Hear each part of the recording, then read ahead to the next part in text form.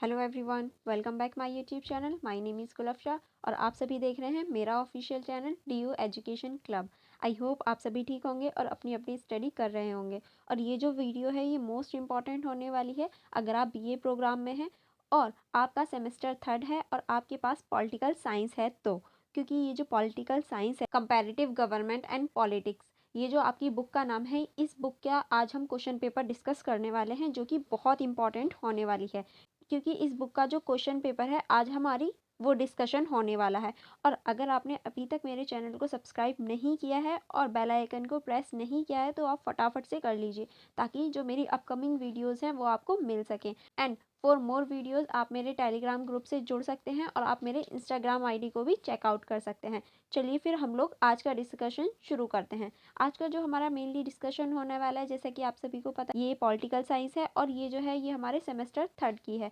और ये जो क्वेश्चन पेपर है इसको करने के लिए आपको 3 घंटे दिए जाएंगे और ये 75 मार्क्स का है। और कुछ निर्देश दे रखे हैं, जैसे कि ये जो क्वेश्चन पेपर है आप इसका आंसर हिंदी एंड अंग्रेजी दोनों भाषाओं में दे सकते हैं, लेकिन एक ही माध्यम में आपको देने हैं। यानी अगर आपने फर्स्ट क्वेश्चन हिंदी में दिया है तो आपको सारे ही क्वेश्चन हिंदी में लिखने होंगे, एंड अगर आपने इंग्लिश चूज़ करी है तो आपको सारे ही इंग्लिश में देने होंगे। ऐसा नहीं है आप एक क्वेश्चन हिंदी में और दूसरा क्वेश्चन इंग्लिश में लिख दें, नहीं, आपको एक ही लैंग्वेज का यूज़ करना है। आप किसी भी लैंग्वेज का यूज़ कर सकते हैं और किन्हीं 4 प्रश्नों के उत्तर आपको देने हैं और सभी के अंक बराबर हैं। ये जो थोड़े से निर्देश होते हैं इन्हें पढ़ लेना चाहिए एग्ज़ाम से पहले, ताकि आपके जो एग्ज़ाम में कन्फ्यूजन होती है कि कितने क्वेश्चन करने हैं कितने नहीं करने हैं, उन सभी के बारे में पता कर सकें और उन सभी के बारे में पता चल सके। वरना क्या होता है कि बच्चे कंफ्यूज हो जाते हैं और सारे क्वेश्चन अटेम्प्ट कर देते हैं, तो वो भूल से भी मिस्टेक मत करना।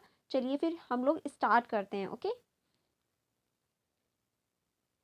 फर्स्ट हमारा जो क्वेश्चन है वो है तुलनात्मक राजनीति क्या है। तुलनात्मक राजनीति की प्रकृति एवं महत्व की विवेचना कीजिए। यानी तुलनात्मक राजनीति क्या होता है आपको ये बताना है, और तुलनात्मक राजनीति की जो प्रवृत्ति है, जो प्रकृति है और जो उसका महत्व है उसके बारे में बताना है कि तुलनात्मक राजनीति की क्या प्रकृति है और उसका क्या महत्व है, हमें तुलनात्मक राजनीति की क्या आवश्यकता है, इस बात पर आपको इस क्वेश्चन में चर्चा करनी है। चलिए नेक्स्ट क्वेश्चन की तरफ बढ़ते हैं। नेक्स्ट क्वेश्चन है हमारा, किसी एक सत्तावादी राज्य का संदर्भ देते हुए सत्तावादी राज्य की प्रकृति की व्याख्या कीजिए। यानी आपको सत्तावादी राज्य क्या होता है ये बताना है, उसका संदर्भ देना है और उसकी जो प्रकृति होती है वो कैसी होती है, या सत्तावादी राज्य होता क्या है, यही आपको इस क्वेश्चन में डिफाइन करना है।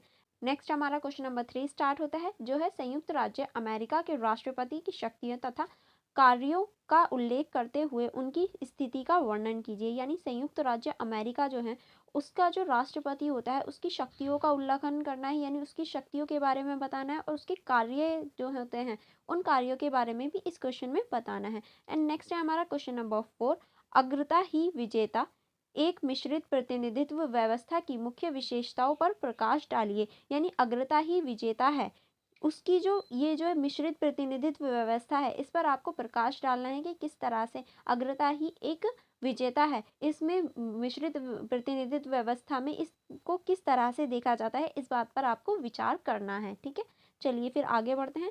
आगे है आपका क्वेश्चन नंबर 5, जो कह रहा है कनाडा की संघीय व्यवस्था की मुख्य विशेषताओं की व्याख्या कीजिए। यानी कनाडा की जो संघीय व्यवस्था है उसकी जो मुख्य विशेषता है उन पर आपको प्रकाश डालना है। एंड नेक्स्ट है आपका क्वेश्चन नंबर 6, सुरक्षा राज्य क्या है, उदाहरण के साथ वर्णन कीजिए।